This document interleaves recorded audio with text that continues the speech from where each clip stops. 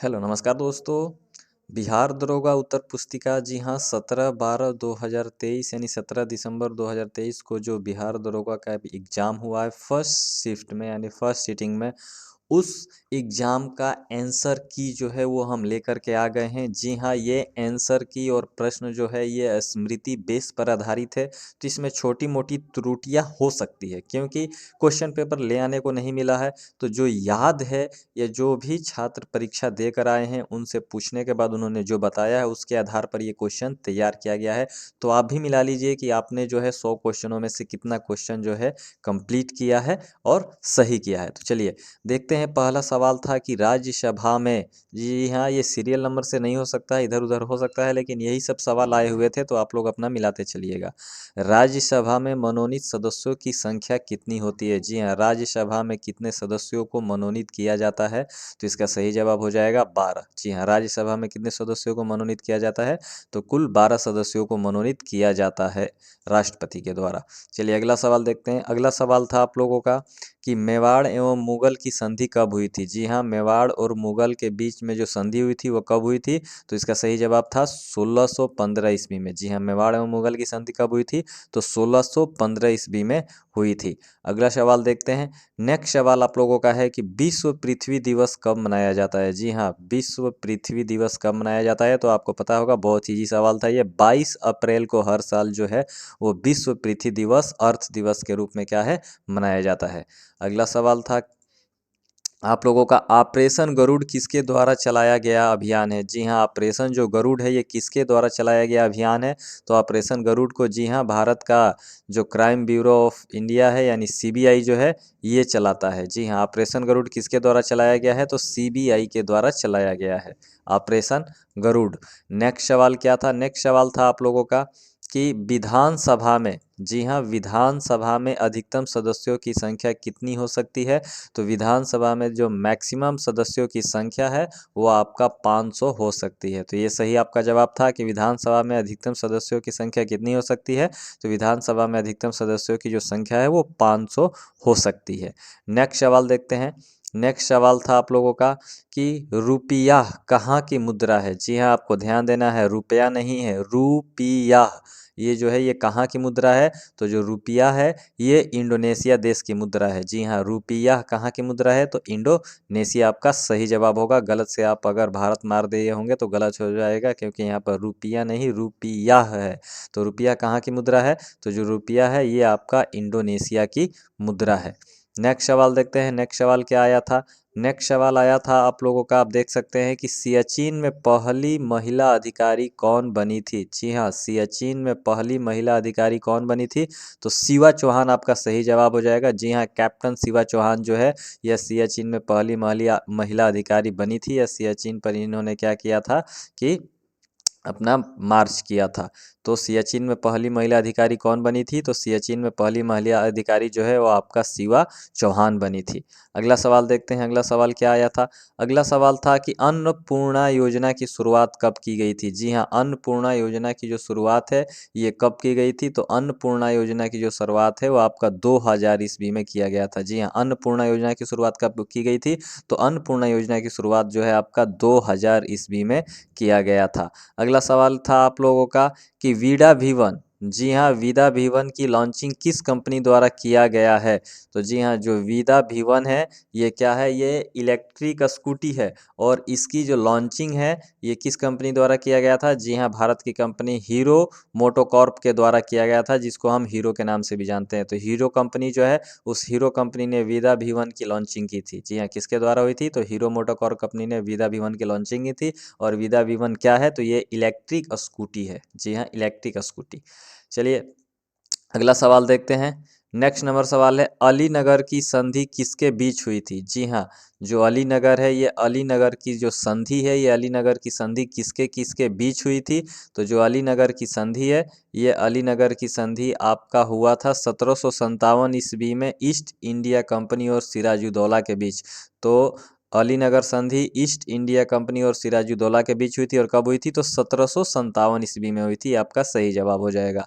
अगला सवाल देखते हैं। नेक्स्ट नंबर सवाल आप लोगों का कि बिहार का क्षेत्रफल कितना है? क्योंकि बिहार दरोगा का एग्जाम है तो बिहार से जरूर क्वेश्चन आएगा ही आएगा। तो देखिए यहाँ पर है कि बिहार का क्षेत्रफल कितना है। तो जी हाँ, बिहार का जो कुल क्षेत्रफल है वो 94,163 वर्ग किलोमीटर है। बिहार का जो क्षेत्रफल है वो कितना है? 94,163 वर्ग किलोमीटर। ये आपका सही जवाब होगा। आशा है सबने ये सही किया होगा। अगर आपको क्वेश्चन मैच कर रहा है, आप लोग के भी एग्जाम में यही क्वेश्चन सेम था, तो आप वीडियो को लाइक कर सकते हैं, कमेंट कर सकते हैं अगर कुछ डिफरेंस हो रहा हो या कुछ त्रुटि हो रही हो तो। क्योंकि स्मृति बेस्ड क्वेश्चन है तो क्वेश्चन हूबहू मैच नहीं करेगा, लेकिन जरूर वहाँ उसी के इर्द गिर्द रहेगा। नेक्स्ट क्वेश्चन आप देख सकते हैं। नेक्स्ट क्वेश्चन आप लोग का था कि ध्वनि की चाल सबसे अधिक किसमें होती है? जी हाँ, तो जो ध्वनि की चाल है वो सबसे अधिक ठोस वस्तुओं में होती है। और जो एग्जाम्पल दिया गया था उसमें आपका स्टील जो होगा वो सही होगा, क्योंकि ध्वनि की चाल सबसे अधिक ठोस में होती है। और ठोस में भी जो एग्जाम्पल था उसमें कौन था? स्टील। तो स्टील आपका सही जवाब था कि ध्वनि की चाल सबसे अधिक किसमें होती है? तो स्टील में होती है। नेक्स्ट सवाल देखते हैं। अगला सवाल आप लोगों का था 13 नंबर। मोटोज जीबी रेस का आयोजन भारत में कहाँ हुआ था? जी हाँ, मोटो जीबी रेस जो है ये फार्मूला 1 जिसको कि जाना जाता है, कारों का रेस होता है, ये भारत में कहाँ इसका आयोजन किया गया था मोटो जीबी रेस का? तो जी हाँ, 2023 ग्रेटर नोएडा में इसका आयोजन हुआ था। मोटो जीबी रेस का आयोजन भारत में कहाँ हुआ था?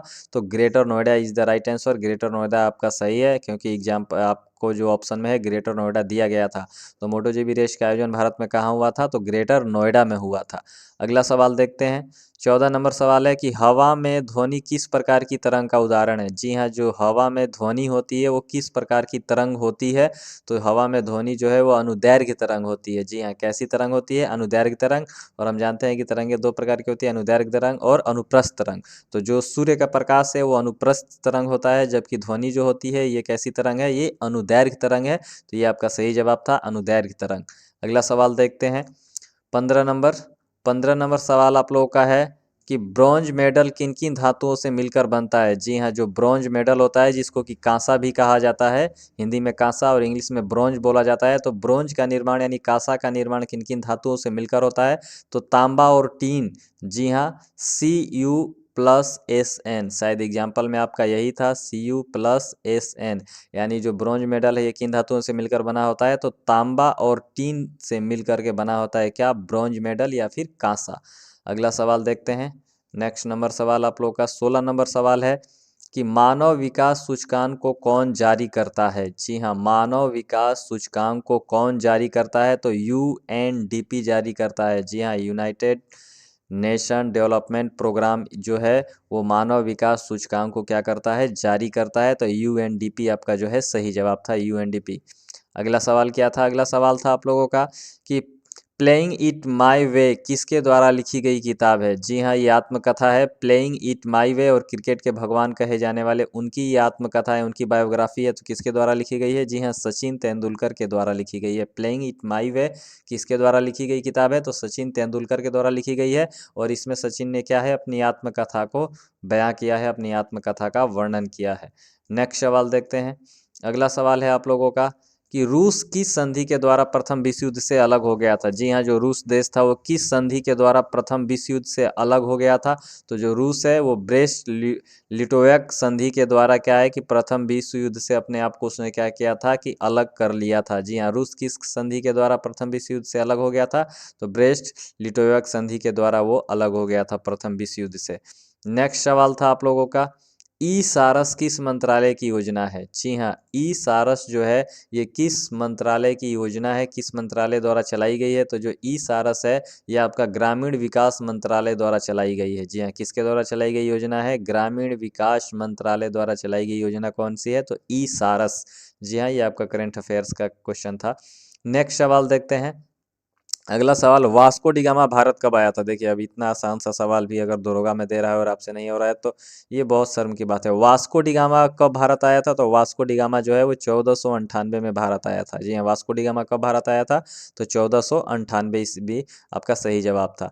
अगला सवाल था कि केंद्रीय मंत्री परिषद का सामूहिक उत्तरदायित्व किसके प्रति होता है? जी हाँ, जो केंद्रीय मंत्री परिषद होता है उसका सामूहिक उत्तरदायित्व किसके प्रति होता है? तो केंद्रीय मंत्री परिषद का सामूहिक उत्तरदायित्व जो है वो लोकसभा के प्रति होता है। जी हाँ, किसके प्रति होता है?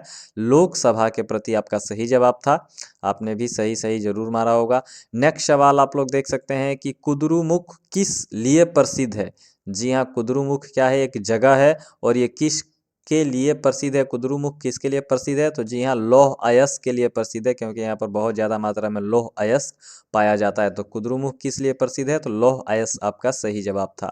अगला सवाल देखते हैं। नेक्स्ट सवाल आप लोगों का है कि समुद्री जैव विविधता केंद्र कहाँ स्थित है? जी हाँ दोस्तों, समुद्री जैव विविधता केंद्र जो है वो कहाँ स्थित है? तो समुद्री जैव विविधता केंद्र जो है ये जामनगर में स्थित है। जी हाँ, समुद्री जैव विविधता केंद्र कहाँ स्थित है? तो जामनगर आपका सही जवाब था, जामनगर में स्थित है। अगला सवाल देखते हैं। नेक्स्ट नंबर सवाल, प्रोटोजोआ से संबंधित रोग है। जी हाँ, प्रोटोजोआ से होने वाला रोग कौन सा है? तो प्रोटोजोआ से जो है आपका कालाजार होता है। जी हाँ, प्रोटोजोआ से कौन सा रोग होता है? तो कालाजार आपका ऑप्शन में था, तो प्रोटोजोआ से होने वाला रोग जो है ये कालाजार आपका सही जवाब है।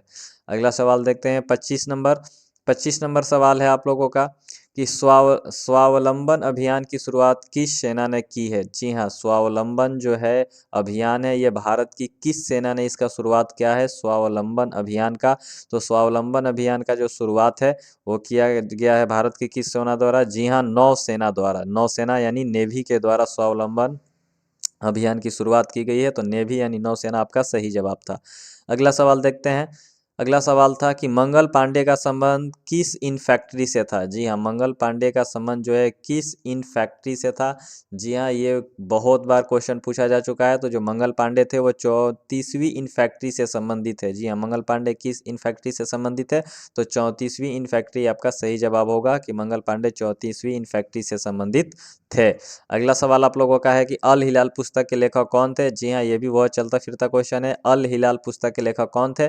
तो अल हिलाल पुस्तक के जो लेखक है वो अब्दुल कलाम आज़ाद थे। जी हाँ, अल हिलाल पुस्तक के लेखक कौन थे? तो अब्दुल कलाम आज़ाद। दोस्तों, अगर आप के एग्जाम में भी सेम टू सेम ऐसे ही क्वेश्चन आए हुए थे तो आप वीडियो को लाइक करते रहिए, ताकि हमारा मनोबल बढ़ते रहे और इसको हम और इम्प्रूव करके आपको सामने ला सके। चलिए, अगला सवाल है कि मगध की पुरानी राजधानी कहाँ थी? जी हाँ, मगध की पुरानी राजधानी कहाँ थी? तो मगध की पुरानी राजधानी आपका राजगीर में था। जी हाँ, मगध की पुरानी राजधानी कहाँ थी? तो मगध की पुरानी राजधानी राजगीर में थी। आपका सही जवाब हो जाएगा। अगला सवाल देखते हैं। अगला सवाल 29 नंबर, बंगाल में अस्थाई बंदोबस्त प्रथा की शुरुआत किसने की थी? जी हाँ, बंगाल में अस्थाई बंदोबस्त प्रथा जो है किसने लागू की थी? तो अस्थाई बंदोबस्त की जो प्रथा है वो वारेन हेस्टिंग द्वारा लागू की गई थी बंगाल में। जी हाँ, किसके द्वारा लागू की गई थी? तो वारेन हेस्टिंग आपका सही जवाब हो जाएगा। अगला सवाल देखते हैं। अगला सवाल है आपका कि क्षेत्रफल की दृष्टि से भारत का सबसे बड़ा राज्य कौन है? देखिए, यहाँ पर बहुत सारे बच्चों ने हमने बात की तो वो गलती कर बैठे हैं। वो आपका उत्तर प्रदेश मार बैठे हैं। उत्तर प्रदेश जो है वो जनसंख्या के मामले में भारत का सबसे बड़ा राज्य है, लेकिन यहाँ पर क्षेत्रफल की दृष्टि से भारत का सबसे बड़ा राज्य पूछा जा रहा है। तो क्षेत्रफल की दृष्टि से भारत का सबसे बड़ा राज्य, जी हाँ, कौन है? राजस्थान। जी हाँ, राजस्थान आपका सही जवाब हो जाएगा कि क्षेत्रफल की दृष्टि से भारत का सबसे बड़ा राज्य कौन है? तो राजस्थान होगा। अगला सवाल देखते हैं। 31 नंबर सवाल देखते हैं कि भूरिया समिति का संबंध किससे है? जी हाँ, भूरिया समिति जो है वो किससे जुड़ी हुई थी? तो भूरिया समिति का संबंध आदिवासी समाज से था। जी हाँ, भूरिया समिति का संबंध किससे था? तो आदिवासी से था। अगला सवाल देखते हैं। नेक्स्ट नंबर सवाल, बलवंत राय मेहता समिति किससे संबंधित थी? जी हाँ, बलवंत राय मेहता जो समिति बनाई गई थी वो किसके लिए बनाई गई थी? तो पंचायती राज के लिए। जी हाँ, बलवंत राय मेहता समिति किससे संबंधित थी? तो पंचायती राज से संबंधित थी।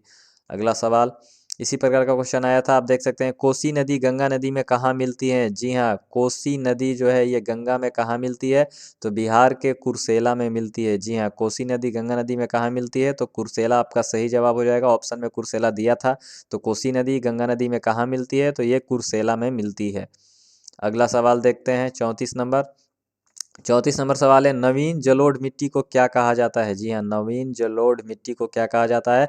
तो नवीन जलोढ़ मिट्टी को खादर मिट्टी के नाम से भी जाना जाता है। जी हाँ, नवीन जलोढ़ मिट्टी किस नाम से जानी जाती है? तो खादर मिट्टी आपका सही जवाब हो जाएगा। अगला सवाल देखते हैं। अगला सवाल आपका है कि आकार कहाँ की राजधानी है? जी हाँ, आकार नहीं है, माफ़ कीजिएगा, यहाँ पर कुछ और था। अकारा की ओंकार था शायद। ये कहाँ की राजधानी है? तो जी हाँ, ये घाना की राजधानी थी। आकार जो है वो कहाँ की राजधानी थी? तो घाना आपका सही जवाब हो जाएगा। अगला सवाल देखते हैं। नेक्स्ट नंबर सवाल है आप लोगों का कि कांगड़ा कहाँ का लोक नृत्य है। जी हाँ दोस्तों, कांगड़ा कहाँ का लोक नृत्य है। तो जो कांगड़ा है वो आपका हिमाचल प्रदेश का लोक नृत्य है। कांगड़ा कहाँ का लोक नृत्य है, तो कांगड़ा जो है ये हिमाचल प्रदेश का लोक नृत्य है। ये आपका सही जवाब होगा। अगला सवाल देखते हैं। 37 नंबर सवाल आपका है कि आपातकाल के समय कौन सा अनुच्छेद अनुपस्थित रहता है। तो जी हाँ, आपातकाल अगर लागू हो जाता है तो आपातकाल के समय जो आर्टिकल 358 है ये क्या होता है, अनुपस्थित हो जाता है। अर्थात ये जो है ये क्या होता है, अनुच्छेद के अंतर्गत मिलने वाली जितनी भी स्वतंत्रता है, सुविधाएं, वो सब क्या होती है, खत्म कर दी जाती है। तो आपातकाल के समय कौन सा अनुच्छेद अनुपस्थित रहता है, तो आर्टिकल 358। अगला सवाल देखते हैं। नेक्स्ट नंबर सवाल है आप लोगों का कि मुगल एवं मेवाड़ के बीच कब संधि हुई थी। जी हाँ, मुगल एवं मेवाड़ के बीच जो संधि है वो कब हुई थी। तो मुगल एवं मेवाड़ के बीच जो संधि है ये आपका 1615 ईस्वी में हुआ था। जी हाँ, मुगल एवं मेवाड़ के बीच संधि कब हुई थी, तो 1615 ईस्वी में हुई थी। जी हाँ, हमने टोटल 38 क्वेश्चनों को अभी तक कलेक्ट किया था। और भी हमारे जितने भी स्टूडेंट्स हैं या जितने भी दोस्त हैं जो कि एग्ज़ाम देकर आए हैं उनसे डिस्कशन चल रहा है। और जैसे ही सारे क्वेश्चन हमें मिल जाते हैं तो बाकी बचे हुए जो 62 क्वेश्चन है उसको भी बहुत जल्द हम जो है आपके लिए प्रस्तुत करेंगे। तो आपसे अनुरोध है कि वीडियो को लाइक और चैनल को सब्सक्राइब कर लीजिए ताकि अगला क्वेश्चन आपको जैसे ही अपलोड हो वो मिल सके। मिलेंगे फिर एक बार नए वीडियो के लिए। आज के लिए बस इतना ही। Good bye.